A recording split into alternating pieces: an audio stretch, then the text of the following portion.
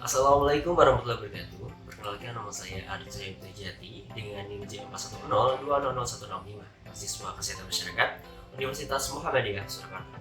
Dalam video kali ini saya akan mempraktekkan penanganan awal pada korban keracunan.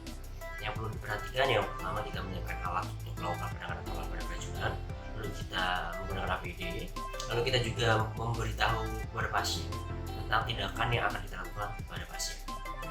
Lalu poin yang keempat, kita mengevakuasi korban ke tempat yang aman. Jikalau misal terjadi di tempat-tempat yang ramai, maka kita harus mengamankan diri sendiri, mengamankan lingkungan.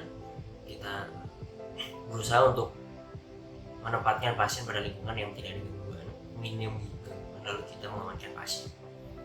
Lalu poin selanjutnya adalah kita mengkaji jalan nafas pasien, lalu kita segera melakukan tindakannya. Cara kita melakukan kaji jalan nafas yang pertama, kita bisa melakukan dengan cara retention. Yang pertama kita menggunakan jempol, kita menggunakan kaji jari, kita mengeluarkan, lalu kita menggunakan jempol untuk membuat bibir bagian bawah mendongak seperti ini. Lalu jika kita melihat ada benda-benda atau makanan yang menyumbat jalan nafas, maka kita melakukan manuver close finger untuk membersihkan atau untuk mengeluarkan benda-benda atau hal lain yang mengganggu jalan nafas daripada korban yang keracunan ini. Oke, untuk poin yang selanjutnya kita melakukan kajian pernapasan dan sirkulasi. Caranya adalah kita mengecek menggunakan tangan kita, menggunakan jari kita mengecek pada bagian leher, memastikan apakah ada nadi.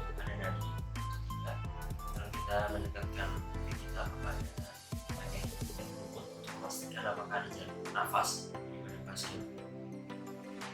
Lalu mati kita melihat kepada bagian dada untuk melihat apakah ada dada dari pasien bergerak atau tidak, untuk mengindikasikan bahwa pasien bernafas. Lalu kita juga bisa melihat pada bagian kukunya, pada ujung kuku. Jika ujung kuku ini mengalami kebiruan, itu mengindikasikan bahwa pasien tidak ada sirkulasinya buruk, tidak ada sirkulasi pada pasien. Poin selanjutnya adalah kita kaji jika pasien dalam keadaan sadar, kita bisa menanyakan langsung apakah sebelumnya pasien mengkonsumsi konsumsi makanan atau minuman yang dikonsumsi oleh pasien sehingga pasien merasakan kesegaran pada mengalami keracunan.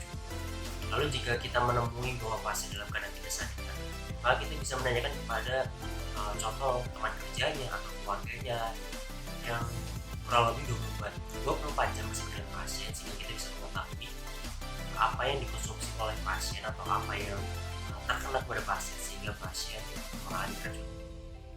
Lalu poin berikutnya, kita melakukan pemeriksaan fisik.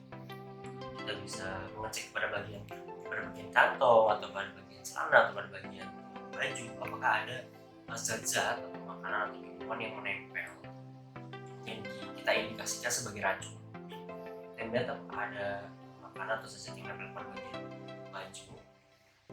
Lalu kita juga bisa melihat pada bagian lipatan kulit, atau juga kita bisa melihat pada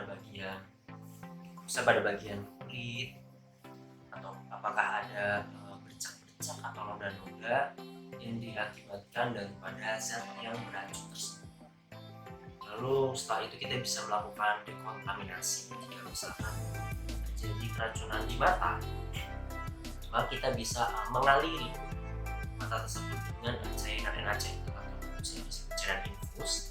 Lalu jika racun itu terjadi pada bagian lambung, pada bagian pencernaan, maka kita bisa menggunakan selang NGT, selang nasogastrik, yang dimana itu berfungsi untuk menguras lambung agar racun yang ada di dalam lambung itu bisa keluar dan bersih sehingga pasien dapat terselam. Caranya adalah kita masukkan selang NGT melalui hidung supaya selang NGT itu tidak bergerak-gerak dalam hidung, lalu kita pastikan bisa masuk ke dalam bagian lambung. Sekarang kita menggunakan squid atau menggunakan suntik yang berisi cairan NaCl, lalu kita masukkan merawat selang NGT di dalam lambung sehingga nanti cairan pada lambung cairan yang bersifat racun tersebut dapat keluar, indikasinya adalah cairan tersebut beracun jika berwarna seperti hitam atau kecoklatan atau kehijauan, dan kita bisa mengindikasikan bahwa cairan yang di dalam lambung itu bersih daripada racun jika kurang lebih warnanya sama dengan cairan yang kita masukkan ke cairan racun. Lalu setelah itu kita melakukan evaluasi.